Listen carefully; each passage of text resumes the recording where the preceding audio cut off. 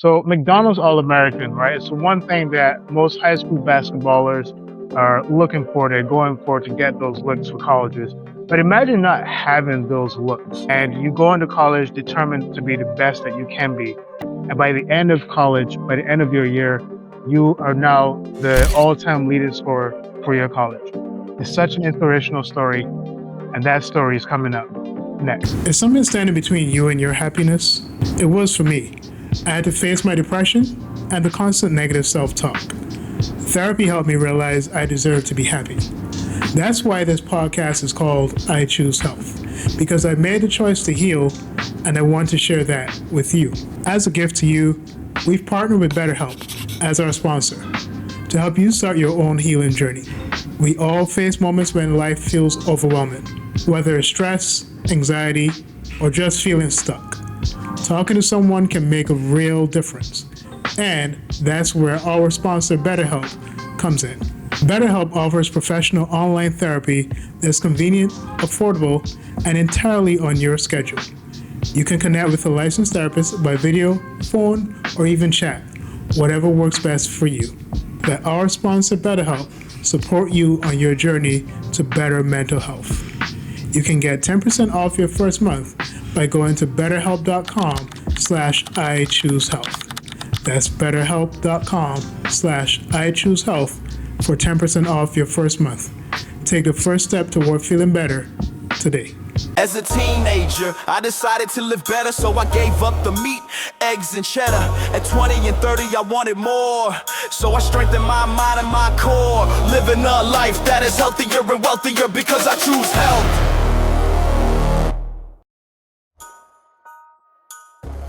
Hey guys, welcome back to the I Choose Health podcast. And today's episode is going to be a family affair. Somebody that I know well, someone I've been working with probably close to a year now. But I want to welcome to the show Isaiah Geathers. And Isaiah is someone who, when he played in college, became, as we said, the all-time leading scorer for his college.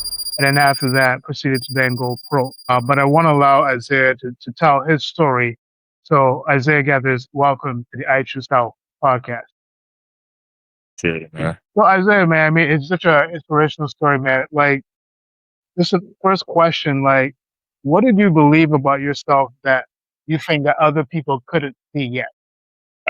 Honestly, it was just more of like me not seeing it for myself and then knowing what I could do to control what happened in the future, because, in high school, I had first shot out for the varsity team, didn't make it.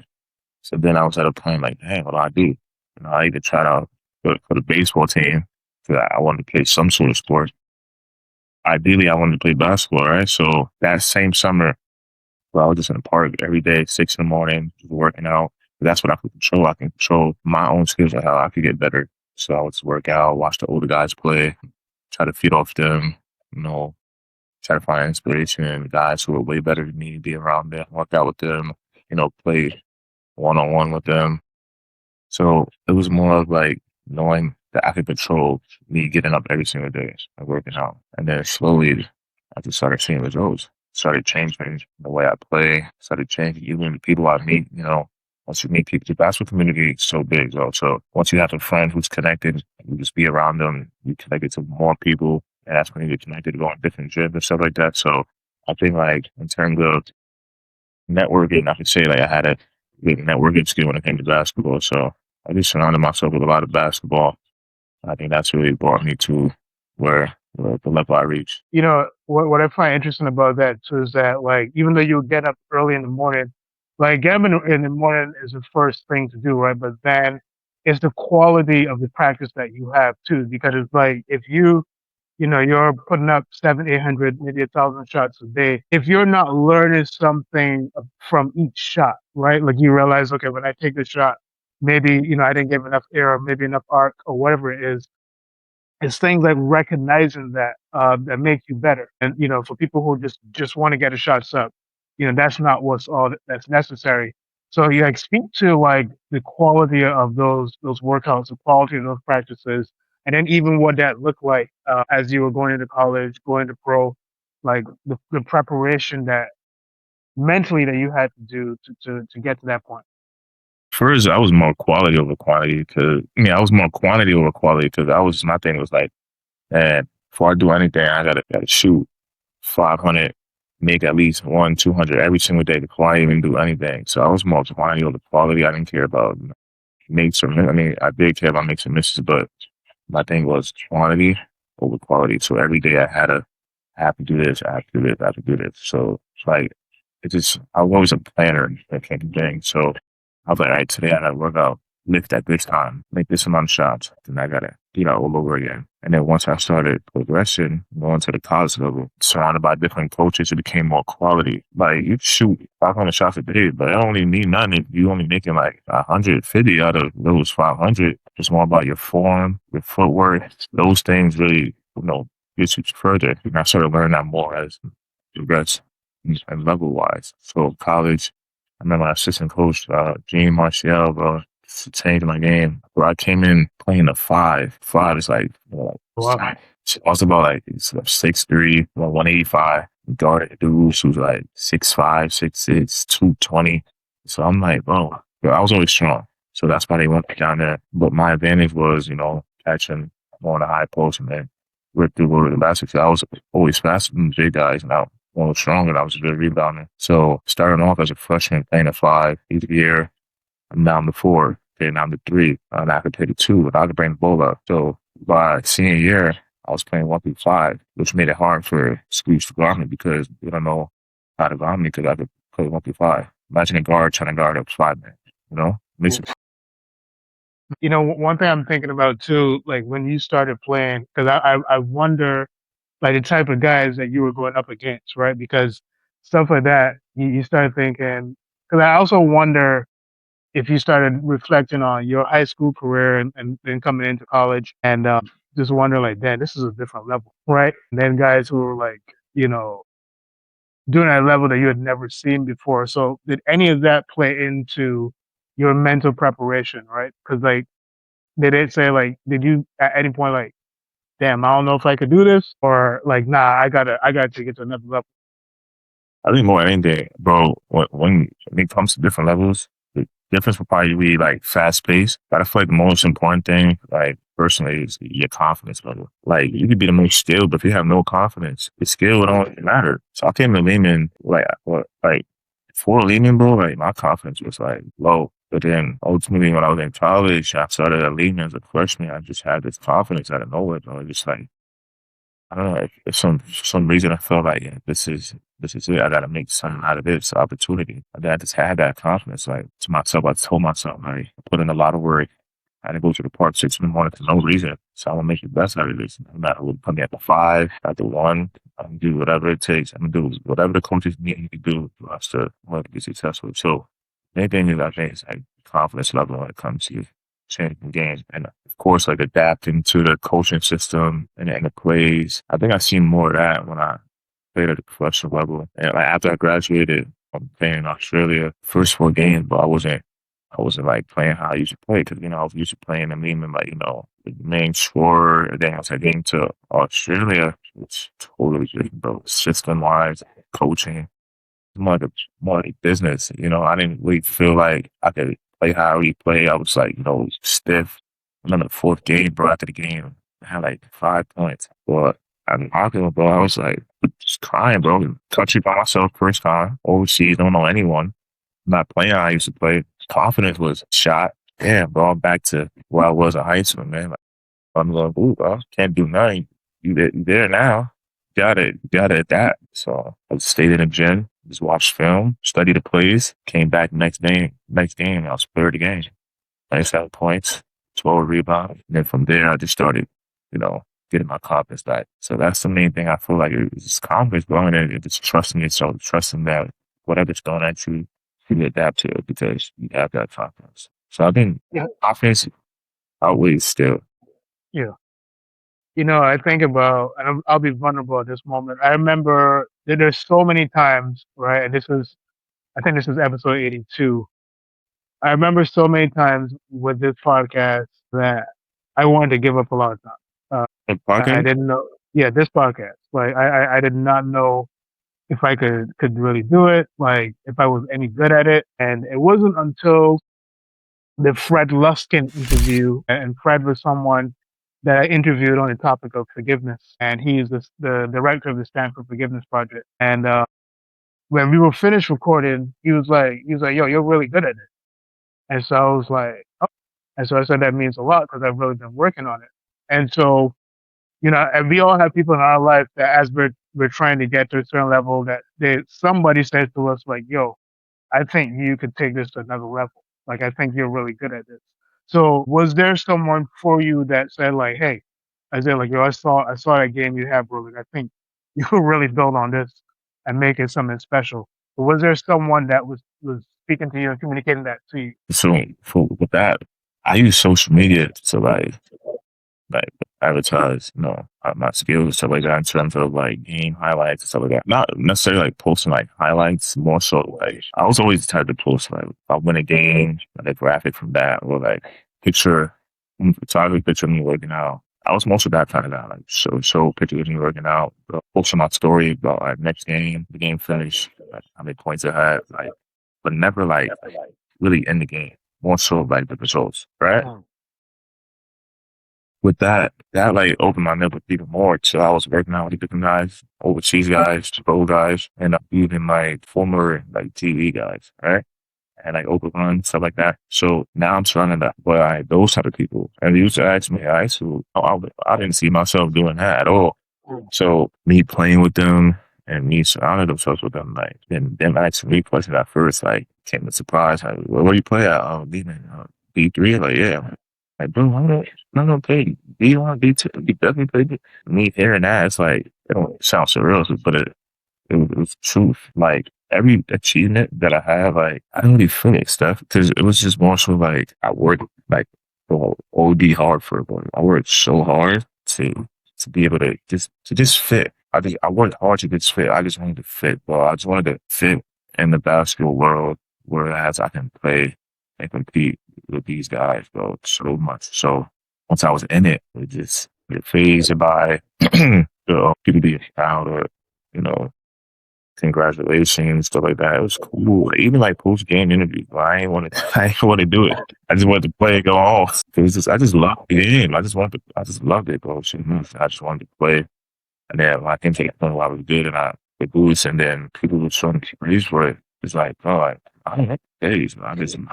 Just want to play. I just want to play the game, and so like, I don't know, man. I always wonder, like, all the time at school, but maybe I don't feel nothing.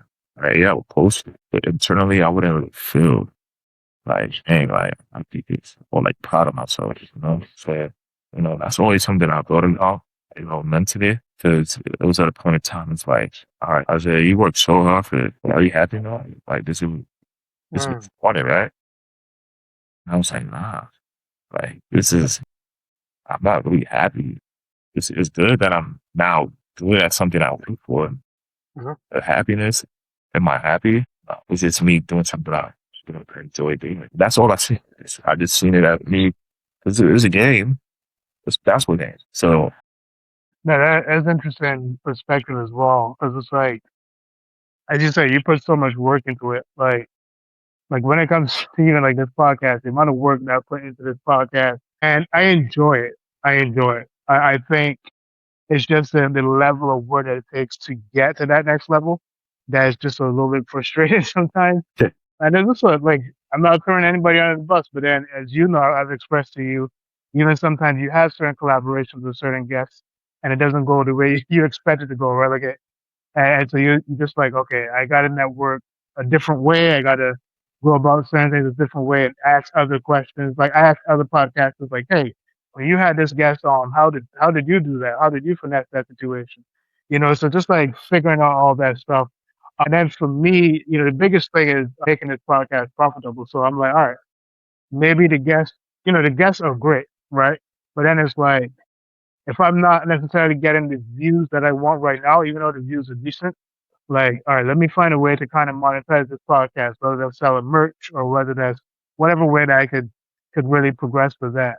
But speaking on like as you said about doing this and maybe not feeling happy with this, right? Like now, has there been something that is now that's kind of actually before we even get into that, because I do want to speak on your career because with Lehman College, I believe your overall total was over 1,900 points, right, for Lehman College.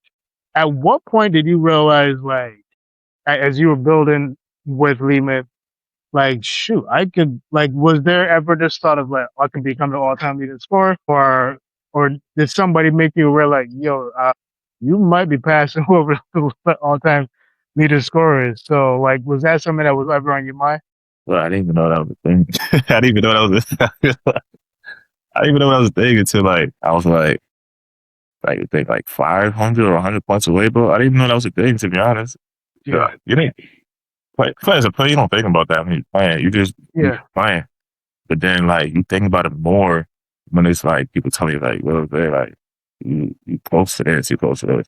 That's when you start thinking about it even more. So I think even like first time I maybe reached 30 points, right? Yeah. But then that's why we start playing differently. People say like, yo, you got this, go for this. That's where I feel like the separation between doing it for the love and doing it for. And there was a point in time where like, and who am I doing it for?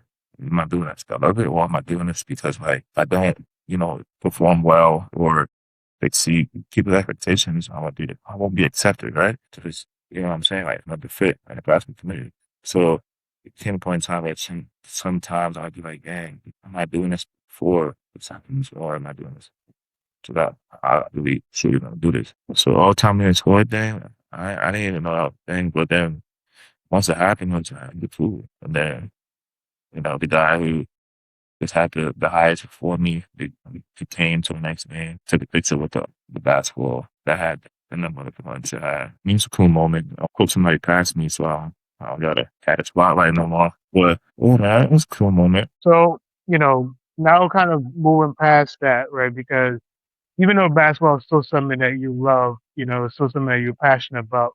Has there been something that, when it comes to finding fulfillment and purpose and happiness, has kind of shifted your direction, necessarily away from basketball?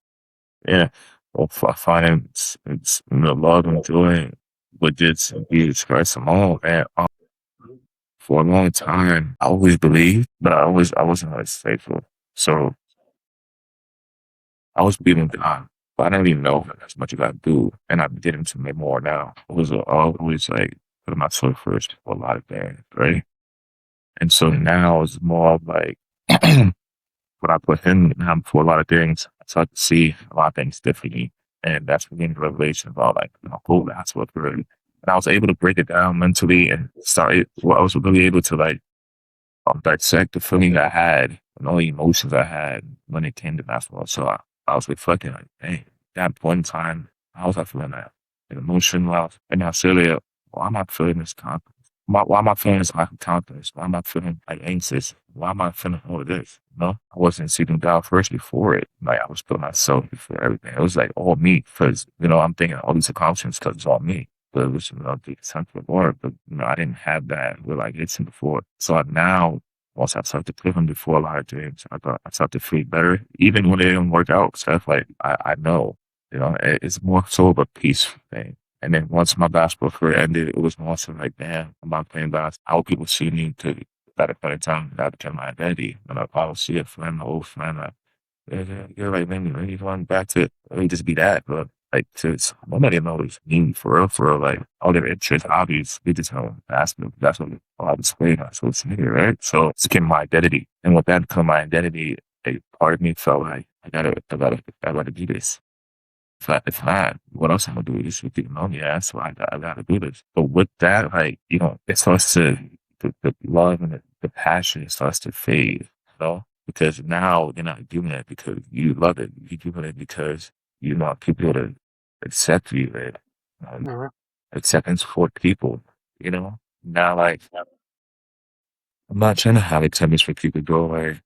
This is one of my favorite verses now in Galatians 10. Am I now trying to win the people of human beings or God? Or am I trying to please people? If I was still trying to please people, I would not be a servant, right? They're not so, but a lot of people try to do that, like try to do things to feel accepted or feel love. But it's not your job to do to be accepted by people. You should want to be accepted by God. like God, because He's the only one you should please or will want to please. Like once you do that, bro, everything becomes much better, and you feel it's much like a better peace. And it says it, bro. Like seek first the kingdom and goodness, and everything else will be added to you. But so to do that stuff, bro, everything like slowly, like you have to be added to it. And then that, but honestly, bro, like I still love it. I still play it time to time, but I'm okay with how it ended and where I'm at now because it's like in high school, it was just Isaiah. I wanted acceptance. I wanted love. I wanted to be viewed and doing something, good. Let's see what's great here. All right. They bought it. They got something as far as Australia, right? One thing you said about, coming to know God for yourself, right? Because it's like, I remember when I was like 15, realizing that the relationship that my parents had with God was their relationship, right? And I was just like, well, I need my own relationship with God, right? Like I can't. Like a lot of kids grow up vicariously through their parents' religious experience, so it's just Yeah, like, I have no choice but to go to yeah, church, even though they don't yeah. want to. So you wake up whatever one it is you're going to church, and it's just like you go to church, right? And you understand like the whole religious perspective and why it's important. But then it's like you're there, and then you're like, all right, when is church over, right? Yeah. And then when you start to realize like how this is real life, like how shoot when you get into a certain situation, obviously apart from just difficult situations, but then it's like you're going through life and God is trying to let you know, like, yo, I'm with you through this, like, talk to me, And so that's that when you said that, it definitely impacted me that way to just realize I'm like, yo, you need to on your day to day realize the relationship you need to have with God for yourself because if not, you just drifting through life, you know, and that's definitely not the way that you want to do that.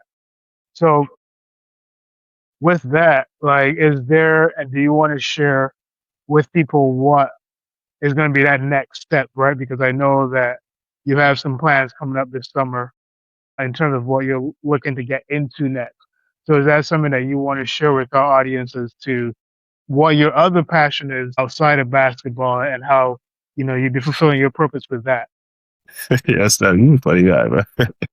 Man, when I was playing basketball, bro, people ask me now, like, yo, well, what you majored in though in college? I used to be like, I majored in basketball because that's all I didn't care about, the schoolwork, but I had for a certain GPA to be able to pay a team. So I never see myself going back to school ever for anything because I'm like, for what? I'm about to play basketball. There we go, like 5 years later, I'm applying for my master's for landscape architecture. So, I always had a passion for drawing and like artistic stuff like that. So man, but this actually like played very heavily for it. One day I was literally sitting right here. Actually, I was looking at all the qualification requirements for the application and and going back to when I was in high school. I'm like, damn, it's a lot of stuff. Portfolio, like portfolio. I don't have no background in architecture or anything. Essay, recommendation letters. Well, I was transcript, all these other things. And then, mind you, this is like December 26th. Application due 15, 2 weeks. It's had like months because I think it came out like August. So we had like months to put the application. I had 2 weeks. Yeah, but this is what I really want now. So I got the application, I created volume, and I'm like, God, like, this is what I want. And with this, I take with all the things I was currently doing. I was drinking a lot, bro. Out, dating girls. There's a lot of stuff on the world. And these are always some tools. So I literally cut all that out. And once I did that, it's focused on application and dive into the word daily. And then submitted it, bro. I finished it in 2 weeks. Submitted it. Then every day after that, submitted it. It's hard, bro. It got harder. Yeah. I'll wake up to check my phone. So everything got harder. To this one day, bro. Woke up and like had it pinned on my home screen, like so I could just tap in and just go to the website. Because I was just going on it so much. It was different. It has been an update. Updates. So I jumped Yeah. to be perfected. So congratulations. Yeah. And bro, it takes me back to like, bro, like, God, bro, like, seek first. Seek this kingdom first and his business. I knew what your actions. Literally, I was seeking him. Home one, literally just him, nothing else. And then thankfully, yeah, he gave it to me. That was the first time I felt proud of myself more than I ever did because I put him before it. Then after that moment, I'm like, gave me his, now I owe you everything. I started saying that. So I started getting more stricter spirituality, not because it's right, because the feeling that I got when I put him first and then now getting something that I paid for. Yeah. And I think it always makes it feels a lot better, it feels sweeter when you know that whatever you're doing in life is kind of like what God called you to do, right? Because it's like, I always think about the things that I could have done. And for me, it was just like, okay, God has just been too good for me to just go and do what I want to do, right? I talk all the time about like cricket. Not that anybody in America cares, but I play cricket competitively back home, and I look at the majority of the team. The typical cricket roster is about, you have your 11 guys that start, and then there's at least another, 4 or 5 in terms of reserve, and of that roster, 6 or 7 of those guys are guys I played with competitively, right? Looking at the international team. And I wanted to go pro. Not that I wanted to go pro. I knew that I could go pro with cricket, but then my my coach, when I told him what my faith was and stuff like that, he was like, your career is done too, right? Because he knew that there was another guy that was really good, could have gone pro as well, but he had like a similar religious background. So we just never pursued it. So for me, like, people ask me like, oh, do I regret not going pro? I'm like, no, because it's like, I followed what I think God wanted me to do. And I did that for several years and made a lot of good connections. And I'm still making connections through the podcast as well. So, no, I think anytime you do anything that makes you feel like you're in God's will while doing it, like it's definitely the best place to be. Yeah. Yeah. Well, Isaiah, man, this was amazing. I wish we had more time. Maybe we could just do like a second, one where we can just kind of like have folks see where your journey is as it goes. But I really appreciate you doing this, taking the time. I don't know if you have any last thoughts that you want to like share with our audience before we go. Man, for you too, Steph, just whatever you do, bro, like it's not time appreciate. Just do it with just love, bro. Whatever it's like, don't just do it for the money. I don't do it for, people. Like, do it because you truly love it. And I feel like once you do that, when you truly love it, then that'll come. To the right audience will come to you. Mhm. But once you really do something out of love and passion, that's when, things up to you. Most importantly, like, make sure you care about him, put God before it, because idolatry, is not right. Well, make sure you first before your career, anything. With that comes peace, Yeah. It wouldn't make it feel like work. It would make it feel like, you're serving God, because I really like at work, you're serving his children, whatever you do. So I'm glad for you, bro. No, I appreciate that. And again, for my audience, thank you for listening in. And again, this is Stefan just reminding you that choosing health is about choosing power, possibility, and purpose.